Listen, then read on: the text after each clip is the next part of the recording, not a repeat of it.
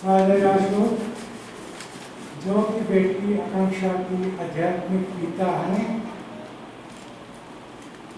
हमारे पालित फादर सुल्तान,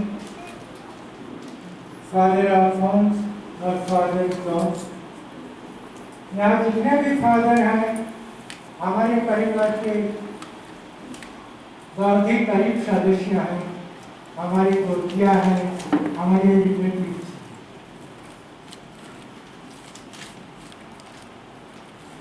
सर्वप्रथम मैं सभी फादरों को स्वागत करने के लिए ये कार्यक्रम रखा गया है, इसलिए जो भी भाई बहन रिश्तेदार दूर दूर से आए हैं, हमारे परिवार तरफ से सबों को स्वागत करता हूँ। और ज़्यादा कुछ लंबा चौड़ा बोलने की ज़रूरत नहीं है और फादर वैलेंटाइन को एक निशान चढ़ाने के लिए आग्रह करता हूँ।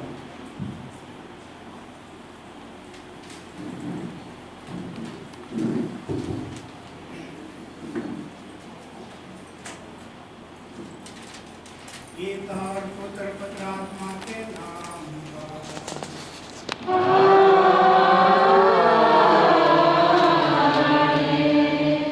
हमारे प्रभु यीशु क्रिस्त की कृपा, ईश्वर का प्रेम तथा पवित्र आत्मा का साहचर्य अब सब उनको प्राप्त हो।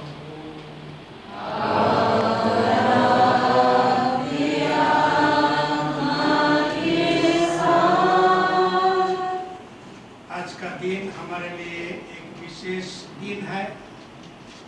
आज हम लोग जेम्स और फिलिप के पाठ मनाते हैं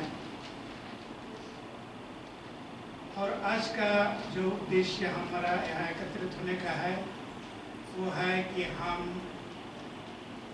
आकांक्षा का जो डेथ एनिवर्सरी है उसके स्मरण में हम लोग यहाँ उपस्थित हैं।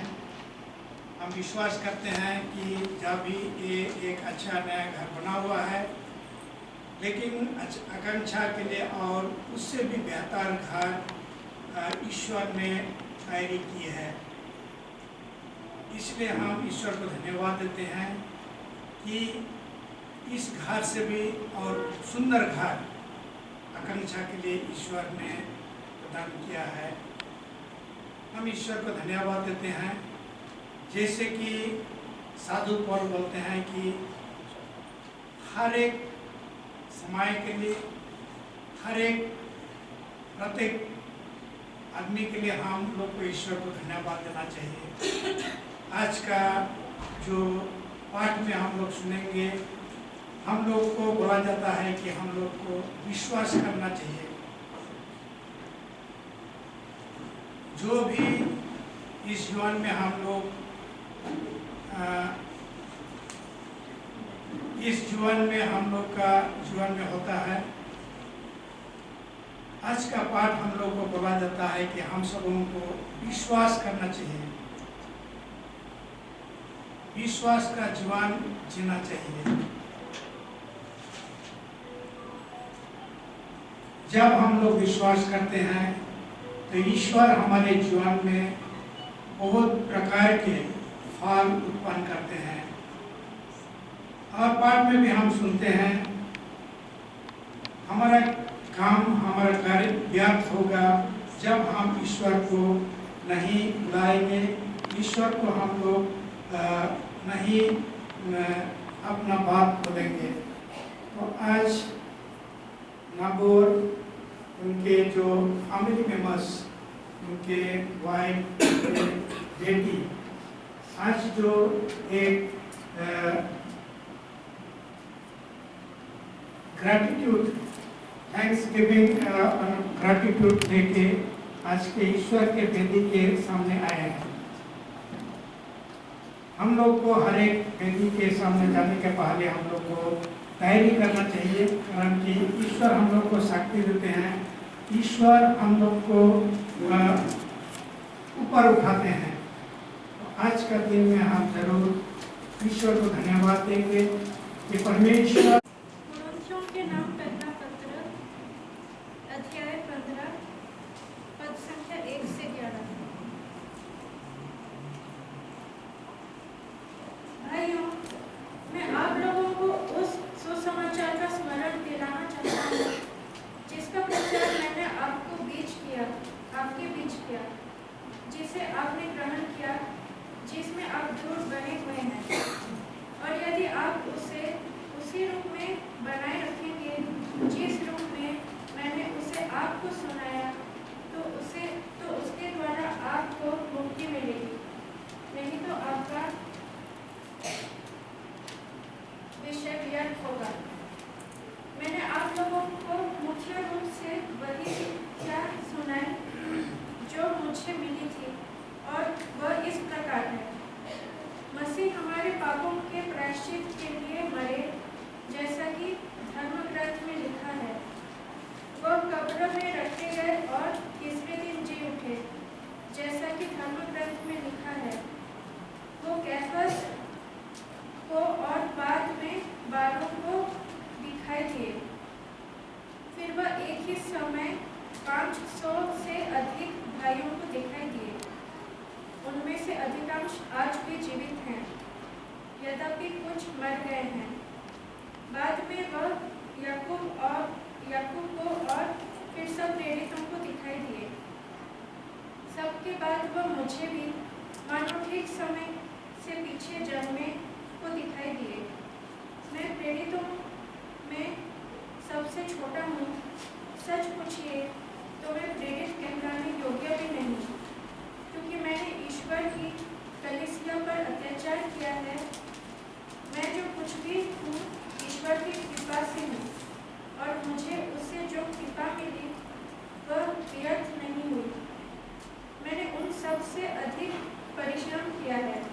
मैंने नहीं, बल्कि ईश्वर की कृपा है जो मुझ में विद्यमान है।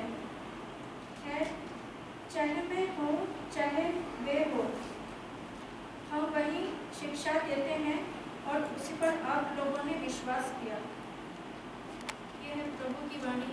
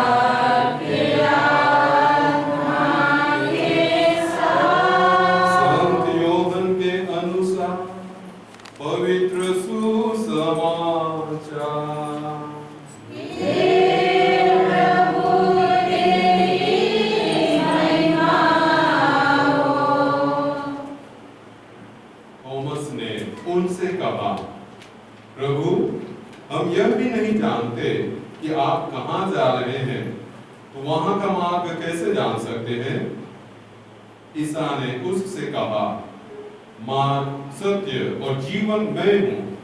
मुझसे होकर गए बिना कोई पिता के पास नहीं आ सकता। यदि तुम मुझे पहचानते हो तो मेरे पिता को भी पहचानोगे। अब तो तुम लोगों ने उसे पहचाना भी है और देखा भी है। फिलिप ने उनसे कहा, प्रभु हमें पिता के दर्शन कराइए, हमारे लिए इतना ही बहुत है।